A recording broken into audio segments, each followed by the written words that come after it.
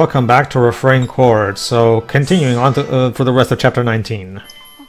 So now we're going to solve the lack of sync between Fang and Eryn in just one cutscene. Very quickly, as you're about to see.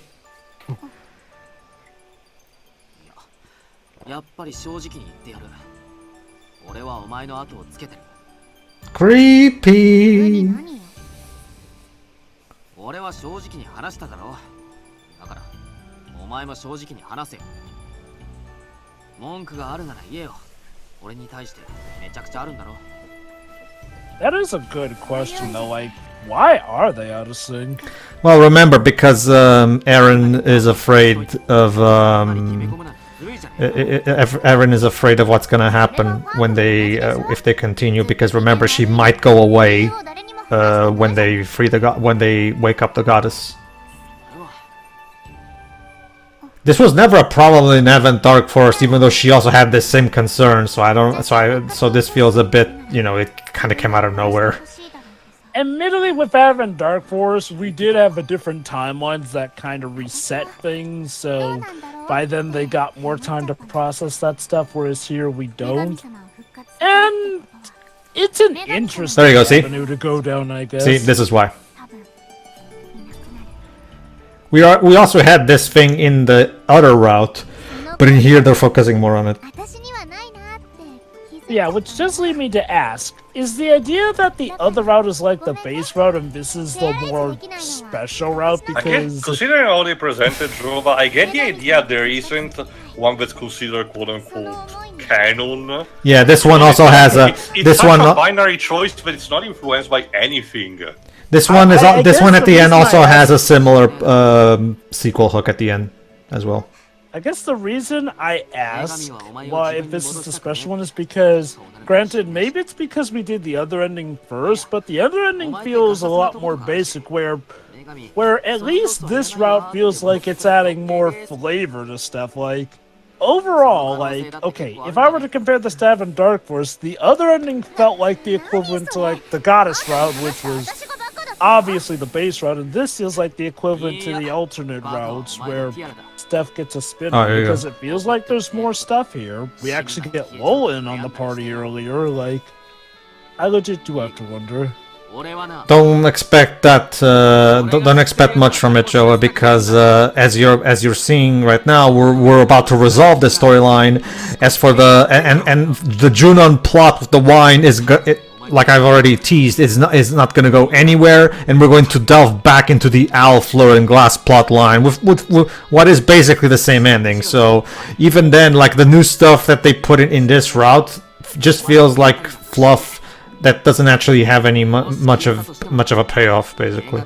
I'll see how that stuff turns out, but... Oh, here you go. So basically, if the goddess takes Eryn away, he'll beat the crap out of the goddess.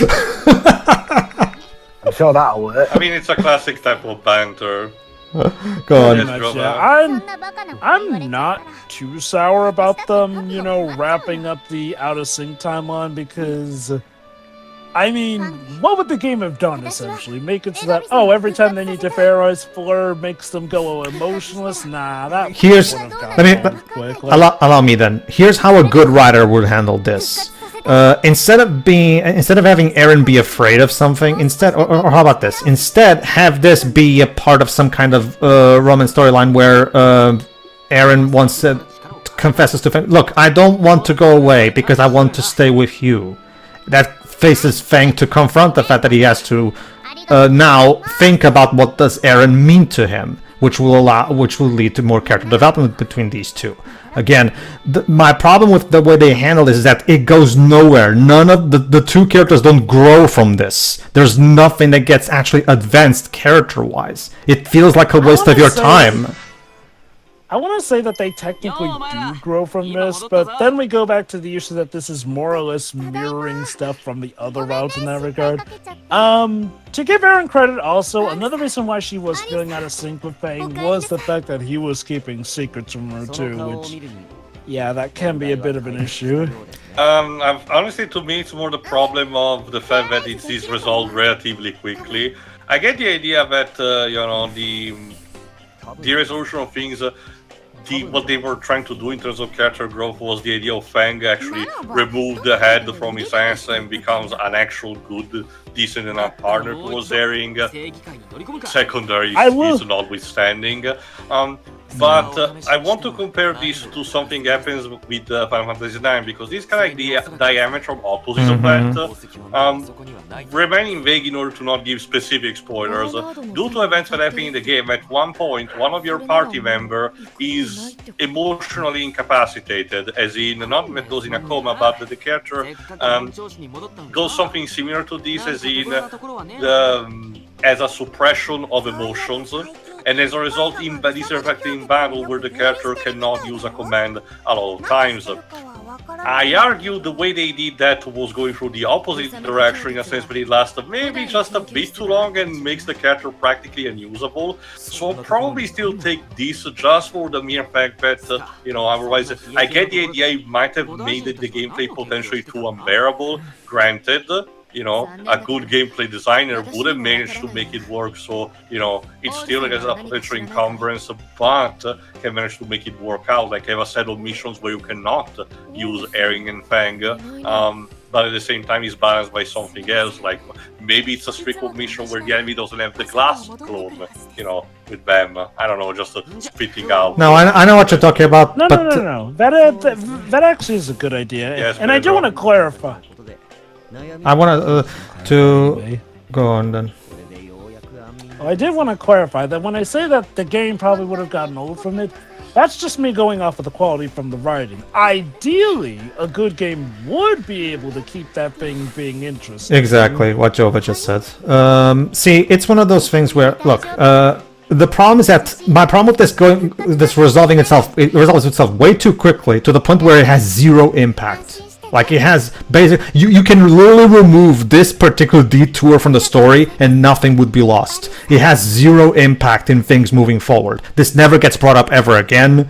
It has zero impact on anything that happens after. There's no reason for this plot thread to be here. It's just a waste of your time. And that's my problem with it. Ideally, maybe it'll come back as a plot point near the end, but Nope. even if that happens. Again, to Jova, if Pedro is venturing, there's a good chance he knows what he's talking about. Oh, yeah. Far be it from me to doubt the guy who actually records the game and all that. Remember, I'm for as much as I hate to admit it, I am the Refrain Chord expert here. So Yeah. You are the most knowledgeable of this franchise. it's not a title that I'm exactly proud to have, but I guess that's what I am at this point. But no. I mean, like, the whole developments coming and going thing, that has definitely been an issue that we've seen throughout the course of this game. And yes, I say that even by Refrain Chord standards, because, my god, if there's one thing Refrain Chord is good for, it is helping me spot things that Avon Dark Force did right, I guess, in hindsight. Jesus Christ. I mean, granted, Avon Dark Force had flipping alternate timelines, so yeah, you better believe those developments stuck with us in some way, shape, or form. Come on, guys, let's take care of Pie Guy. Hello. Well, Teo, at least Apollonius feels like you do. So there's that. Oh, well. Good on him. Alright. Now found you. Again, like... Found you with hide and seek. What Shelf? Oh, right, yes. How can an ice cave have shelves? How does that work? Okay, to be fair, they did mention that apparently there's a laboratory in this ice cave. For the record, we never see this laboratory, so... Just use your imagination. Right, I forgot. That's the motto. That's the modus operandi for FNCRF. So why stop now? Hey, it worked for Final Fantasy 1. Back in the old a game that was, old and that game was made over 30 years ago. This is Yeah, 2020. 1997 is a bit different from 2020. This is 2023. Compile heart. Also, I don't know. I do believe Final Fantasy 1 did showcase when an event was happening with a representation on sprites. I argue the Dragon Quest franchise for a long time did have something similar to that instead, where the first-person combat did not allow you to see your character for most of the time. Yeah. Oh, hey, Bernard's here. Well, too, as I'm sure you'll remember, one of the big inspirations for Dragon Quest 1 was Ultima, and Ultima did that too, so... It's kind of amazing. Oh my god, really, Bernard? You're that much of a Sephiroth wannabe? I mean, first-person perspectives in those RPGs were a very common thing back then, in the 80s. Mostly because back then the dungeon crawler formula was... first-person was very popular in Japan. Apparently that's what made Wizardry popular there. Oh, I see. So we end up fighting Bernard instead on a whim. Like I said, it's amazing how people like John Carmack and, in this case, Richard Garriott managed to be influential even for the Japanese gaming industry. Yep. And now we show that they're once again The back power in of sync. teamwork, yes. Exactly. I mean, okay. Here's actually, I just thought of a good example for what we were talking about earlier, but I'll let you go first, though. I want to be fair. The result of this is fair enough. The problem is, it came way too quick. Like, this feels like what could have been a good endpoint to a much longer arc. Okay, maybe not even much longer, but at least something Remember, that Jova, lasted that's more what has than- happened throughout the entire game, as in, we spend one chapter introducing a character, and in the next one we recruit them. That happens Now- also with the Dorfa generals. I will say this, like, I guess the side quests really do help the story feel more full than it actually is, because, man, just hopping from story bout to story bout this long really does show how... It kind of suffers from the same shallow problem. these It Hold kind on. of suffers from... New plot element? Let me guess, part of the Septurian Club's line and all that. Basically. DS80 この箱じゃないこの一つ前のはずなんだけどな What you're looking for? My evil elixir. I mean, How do you know that, Al? And yeah, when he gets focused, he sings. Al? Yeah, when he gets focused, he sings. Yep, there you go. Why do I get the feeling that's also him detracting from the fact that he might know something he shouldn't? Nah, why would you say that, Drova? I mean, it's not like I've ever seen somebody use singing or humming to distract He from looks such something. a nice guy. Why would you say that? that's fine. That's what I just said. 変わった人が多いんですね。 I know Fang's an idiot, but it doesn't mean the audience is. Not just that, a couple of the other party members at the very least are supposed to bounce that.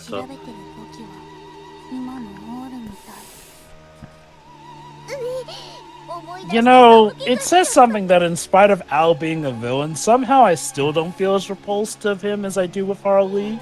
Especially when research is involved. Well, yeah, we've already talked about how Harley is the worst character various times, so... Again, I can still hate her more than a guy who legit researched on actual children. I feel like something's wrong there. The problem... See, it's because... It's because Al's actions are actually painted in a negative light by the game. The fact that Al is experimenting on children is not painted at a positive light. Obviously, there's still the problem that he doesn't get any comeuppance for it. That's one big problem with Al, obviously. But at least the game paints his actions in a negative light. Harley's actions in this game, for the most part, are not painted in a negative light. They're painted as quirky and funny and wacky. Or worse, they are painted in a negative light, but the characters just let it happen because, well, Harley be Harley. And again, if they apply the Master Roshi logic and actually gave her karma for it, that would be fine. But they don't. She gets away with every single thing she does. Whereas, Glace, it was horrible. I was beaten up at that Sephiroth fan convention. Well, I do wonder, again, this is just hypothetical speaking, I do wonder if on the long run it would have resulted similar more to Brock in the Pokemon anime, where even with that kind of gimmick it would have, turned out to be not necessarily as problematic, but more just a nuisance for them. Let me- when actually being funny. Here's the thing. I can explain. So I can actually explain what the problem there is too. Yes, Bernard, explain them evil plans. Oh, right, I guess this is the route equivalent time to when Glace... Well, like, Jova, the villains in this franchise have always been cartoonish in their behavior. Why stop that now, exactly? Oh, hold on. What's Junown doing here? I'm here to hijack the plot and become the villain. Again? Yes. Drink up, darling. Bernard, has your mother never told you not to accept drinks from strangers? Especially alcoholic ones. I assume she's doing the maneuver of holding his nose, which forces him to open his mouth, I guess, since it sounds like I would like to remind you, Jova, the character of Bernard is the one that Peter, at this point of the story, is supposed to be near invincible for the team. I guess, to be fair, after we just beat him, he's pretty exhausted. Oh, look, it's the How man. did you get there that quickly? Also, it's the man, quote unquote. Okay, granted. I know we don't know how much time passed between this scene and the last scene, but it's kind of jarring to have Al with the team in the last cutscene and then immediately cut to it, especially when you know for certain that is Al. That's also the weird thing. The game never established if Al can teleport away. It's genuinely implying that. Remember, there was even one of the sketch or story-driven elements that mentioned that. He legitimately just disappears from the party for a bit and like goes for a walk or something, which really feels odd.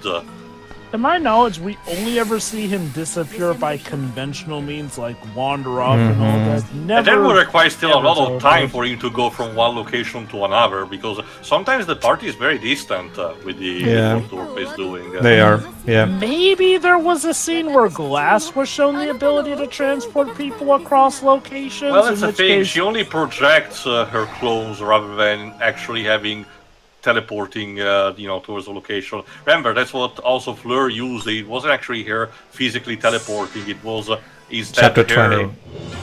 20. His real character. Huh. Subtle. Very subtle. Real subtle. All If right. I recall correctly, didn't Glace teleport all the villains around the start of the game after we caught on to their plan? Yes.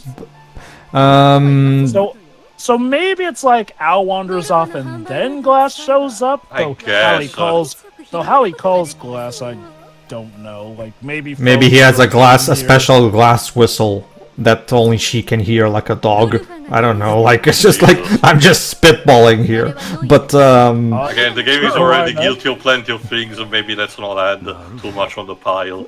Anyway, let me just answer Teo's question from earlier. What? You mean to tell me that Junown plans to betray flipping everyone and take the power for herself? Plot twist, ladies and gentlemen. The villain turned out to be the villain.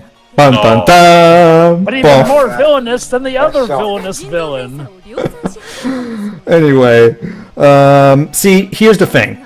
I can actually explain to you, too, at least in my opinion, at least, obviously, I can, but about the difference between Roshi and Brock. See, the thing about Brock in Pokemon, and my problem with him over the course of the anime, not so much the movies, more like the anime series itself, is that he's a breeder, he's a Pokemon breeder, right? And that's his passion, right? But very, very rarely does that part of his character actually come up in the anime itself. There's the occasional moment where he maybe treats an injured Pokemon here and there, but it's way too little and way too few times and way too far in between, because most of the time the only thing they do with Brock is the ladies. Hold on. Everything is going just as I planned. Sure. Everything is up planned, yeah. But yeah, most of the time in the anime, they only have Brock do his lady shtick, and that's mostly just what he does in most of the episodes. Again, like I said, there's the occasional anime episode where they do actually have him do his other stuff, like the one in where he gets his Vulpix, for example. You might remember that. That's one of the best Brock episodes, right? But those episodes where they do make better use of Brock are way too few and way too far in between. Whereas when you look at Master Roshi, where yes, this primary thing that a lot of people remember is of course his quirky pervy aspects, but when you go into the first tournament arc of OG, where he is legitimately doing something very kind and I guess grandfatherly, for lack of a better term, for his students, were trying his best to make sure that Krillin and Goku don't let their successes rise to their head, which is why he and again, like, he also helps Nam with the water for his village as well. By doing that, Toriyama is showing us the other side of Master Roshi, and we see him do a lot of really good things, like, even without the tournament arcs, where he actually even teaches Goku how to count. Because before that, he didn't even know how old he was. So we do see Master Roshi do plenty of things outside of his pervy stuff. Whereas with Brock, they focus way too much on his pervy aspects. Way too much. There's not that balance that you get with Roshi. Okay, I feel like calling Brock a pervert is a bit... Okay, fine. No, that's a bad phrasing. Okay. Let me rephrase that. His lady jokes are way too prominent. We need a more of a balance between his lady infatuations and the breeder part of his character, because there's nowhere near as much as there should be. Sound better? They did make him better in the Sun and Moon anime. Sure. Finally got him to settle down too. Sure, that's good. Down earlier if Max hadn't ruined things, but and that's good. Talk for when we finally talk about the Gen 3 anime. That is good, Joe. That they finally managed to reach that balance in Sun and Moon. But man, that did take them quite a long time for finally to fix that issue, didn't they? Sheesh. You know what? That is a fair point. Yeah. We had to endure, like, what, 20 years of the Pokemon anime before they finally got around to doing that? I mean, it's a bit too much to ask, you know? Now, I will say, I do feel like Brock was overall a good character still, even if I didn't care as much for the whole ladies' man gag, essentially. Like, I mean, in spite of that, I feel like he still did have layers to himself as a character, where, yeah, let's bring this back. Let's talk about, in comparison, Harley. Her two shticks are she gets excited by fairy research, and she loves molesting fairies. I mean, she technically has other stuff, but I challenge you to remember all that stuff when the... In fact... Well, actually, no, arguably the molesting thing is pushed to the forefront. Yeah, it is. Now, to give Refrain Chord credit, I do feel like Refrain Chord does try to tone down that stuff enough where, hey, we can actually remember that Harley is supposed to be a researcher. They even give her plot points that focus on her researching. And then the issue is that what we're left is that and her being a slob. The Advent Dark Force technically also did that, to be fair, like where she also builds the thing that allows us to go into the Vile God's stomach. The thing is... That is true. The thing is, though, her negative qualities were so fucked up there. Oh, yeah, they were. The thing is, I will argue that even in this game, the researcher part of her character is still not quite balanced out with the... Yes, they did tone. Towards the end. They did tone down the molester aspect to some extent, but not only was it not enough, in my opinion, but also they didn't up the researcher aspect all that much. Not really. There's still a clear lack of balance here. Honestly, in fact, Pedro, I think instead, mentioning what you just said, I think it's not just a case of they did not tone it down enough. Again, the cost of sounding, paranoid on the matter, it gives me the vibe of, the makers were like, oh, okay, we're toning down, but we still want to do it in some kind of capacity, which is possibly the worst thing you can do on the matter, as in, trying to fake, good faith for something, but in reality, you basically admit that you don't get or, don't want to actually change on the matter, which, it's not exactly a positive thing, but like I said, it's more of a paranoid thing, and there is no concrete proof that the game is actually doing that, so it's just mere speculation.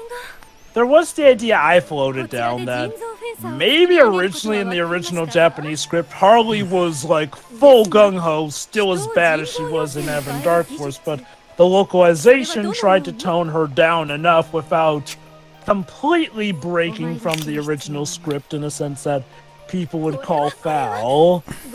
The thing, Joe, is that, you know, there's only so much that a script can do where, despite the lack of, you know, background events most of the time, characters' animations still convey what the character is saying, you know, and even conveyed also by the amount of words said, in this case, for Japanese dub. So there's only so much of, you know, a translation that course corrects can actually, you know, fake on the matter. If this was a visual novel without voice acting, I would believe you more. Okay, let me just quickly recap what's happening. Basically, after putting Bernard down, Junown kinda took over Dorfa, and now her Justice Society and Dorfa are working together, where Dorfa provides technology for them, whereas Justice Society also provides their power. So now, basically, for all intents and purposes, Junown is now taking over Dorfa. Yeah. Basically, I presume we'll see what became of Hanagata at least. We're going to eventually. Basically, the Owl storyline has been put on pause for now, so we can, you know, do this. But don't worry, we'll get back to Owl, and basically we'll get back to the. I'm not kidding you. The climax is practically the same. It's not really. It's hard to even notice differences. So I presume President Hanagata is also under Junown's control? I think so, not that the game seems to care much. Anyway, in the meantime, Noi is just kind of going, can I just go? But again... I want to be a bug, man. But again, like, comparing these two routes, it feels like the first route we did is like the base route, whereas this is the route that adds spice. Not much, but again, this feels like it has much more to it than the other route did, since the other route feels like this just minus Junown, like, maybe changing around a few locations, but like... I am curious I guess my question is, what makes the first route particularly unique? Aside from just the fact that it doesn't have what's in this route. Nothing. Not really. Which makes me okay. I guess for this very reason, this next question might be a bit difficult to answer. But I'm curious, Pedro. In that kind of sense, since the game doesn't actually name them compared to the Advent Dark Force, how would you call these two different timelines? What names would you give them? I don't know. Like the green route and the icy route, since for whatever reason in this route the chapter titles are in an icy background. I mean, I don't know. Okay, how about this?